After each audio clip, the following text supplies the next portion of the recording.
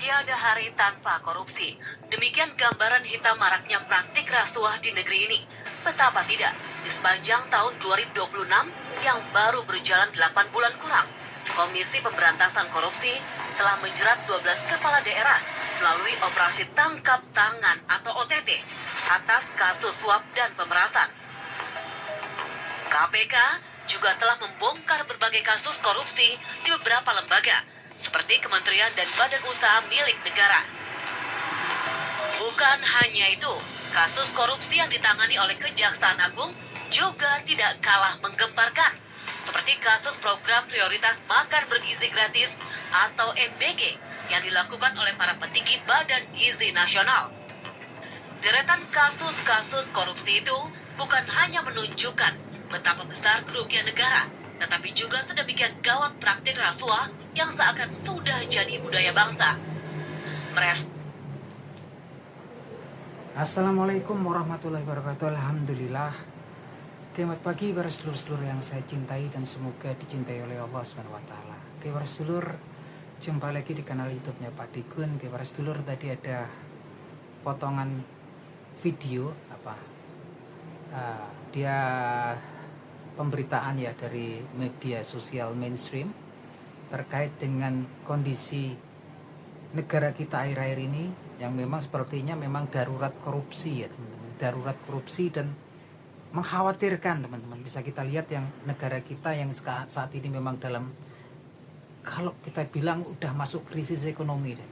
Banyak teman-teman kita, saudara-saudara kita yang ekonomi menengah ke bawah itu banyak yang usaha-usaha udah tutup, pasar tradisional sepi, transaksi usaha itu menurun. Biasanya di sini untuk warung-warung makan pun menurun, gitu kan. Warung sayur pun transaksinya menurun dan itu semua udah ngeluhin ya. Ini saya baru dengar, saya kalau main ke pasar tradisional itu kadang-kadang saya dengar ibu-ibu pedagang itu mereka ngeluhin ya betapa sepinya pasar tradisional. Itu saya pikir memang kemudian itu juga salah satu efek daripada efisiensi yang dilakukan negeri kita ini. Untuk jangka panjang kan memang kemudian daya belanja ataupun kemudian institusi-institusi pemerintah di daerah juga berkurang ketika kemudian di cutting anggarannya ya. Itu salah satunya untuk long term, untuk jangka panjang. Dan yang lebih parah lagi koruptor merajalela, dan kebanyakan dari berita tadi kebanyakan koruptor itu malah aparat negara ya, oknum-oknum aparat negara.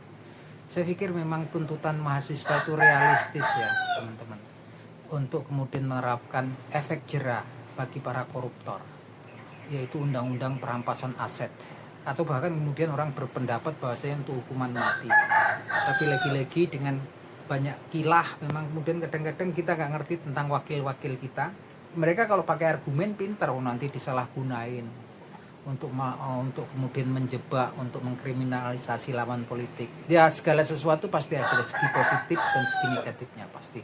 Tapi kalau menurut saya ini memang pilihan terakhir gitu kan, karena selama ini kita udah punya KPK, kita udah punya kejaksaan, kita ada kepolisian, tapi memang koruptor semakin menggila, semakin merajalela. Bahkan juga aparat yang kemudian harusnya memberantas koruptor juga ikut korupsi kemarin kan gitu kan. Ini memang kemudian kita belum punya yang namanya efek jera. Yang penegakan hukumnya sudah, tapi efek jeranya nggak ada. Tapi lagi-lagi kemana tuntutan saudara adik-adik kita mahasiswa, saudara-saudara kita yang kemudian meminta kemudian untuk wakil rakyat kita di parlemen untuk membahas tentang undang-undang perampasan aset. Ini yang kita tunggu-tunggu. Lagi-lagi kita sendiri nggak ngerti. Saya sendiri orang awam nggak ngerti kenapa memang kemudian sampai saat ini kayaknya berat banget para wakil-wakil kita yang seharusnya menyuarakan perasaan hati rakyat, mewakili kita semua. Kabarnya undang-undang perampasan aset itu kemana? Dulu saya sempat lega ketika ada demonstrasi, kemudian sampai ada yang meninggal ya, seorang gojek dari Sukabumi gitu kan.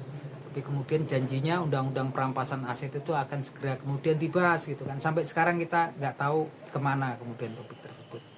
Saya jadi prihatin sekali.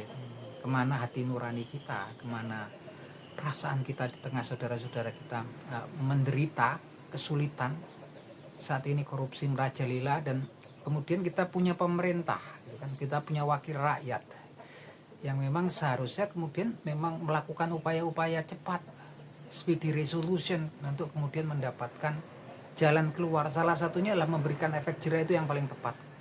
Tapi kemudian banyak orang berkilah nanti digunakan untuk nyerang lawan politik gitu kan. Ya segala sesuatu pasti at the end,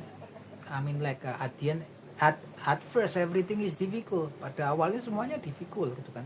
Nah sekarang kita lihat di media sosial, kita bisa share, kita bisa ngerti apa yang kita terjadi, kemana wakil-wakil kita, kemana pemerintah kita untuk kedepannya kita kalau kemudian memilih wakil-wakil kita, memilih kemudian orang-orang yang akan jadi pemimpin kita, kita kemudian juga harus membuka hati dan pikiran kita, bukan kemudian berdasar fanatisme. Itu menurut saya. Dan saya setuju kalau memang kemudian banyak orang yang kemudian sekarang mulai menyuarakan tentang untuk kemudian dibikin undang-undang perampasan aset untuk menimbulkan efek jerah. Nggak mempan ini, KPK ini udah dibikin udah berapa puluh tahun yang silam kan. Kejaksaan udah melakukan upaya-upaya pemberantasan, tapi nggak mempan ini di sini, bandel banget. Memang kemudian efek jerah itu memang penting ya, dan itu efektif ya di beberapa negara, sekalipun negaranya itu negara komunis kayak di China, Vietnam, tapi itu efektif, itu running well, it's running well. Dan apa salahnya kemudian dicoba, cuman lagi-lagi niatannya kita nggak ngerti. Lagi-lagi semua masyarakat di sini, semua warga negara harus kemudian mulai membuka pikirannya. Jangan sekarang kemudian cuman terpengaruh terhadap tokoh-tokoh yang ya memang dia kerjaannya public image atau membangun pencitraan, tapi kemudian nggak berpikir tentang hal-hal yang sangat mendasar dan sangat vital. Prioritasnya sekarang itu memberantas korupsi, paling nggak mengurangi angka korupsi itu. Itu menurut saya teman-teman. Kalau teman-teman mungkin mau berpendapat tentang kondisi terakhir bangsa kita ini, negara kita ini, monggo silakan teman-teman tarik pendapatnya. Kira-kira cocok nggak kalau kemudian hukuman mati atau kemudian perampasan aset? Itu menurut teman-teman. Dan kalau kemudian yang mau bikin undang-undang nolak itu apa yang sebenarnya terjadi gitu kan. Oke, itu aja teman-teman obrolan kita pagi hari ini. Akhir kata, wabillahi taufiq wal hidayah. Wassalamualaikum warahmatullahi wabarakatuh.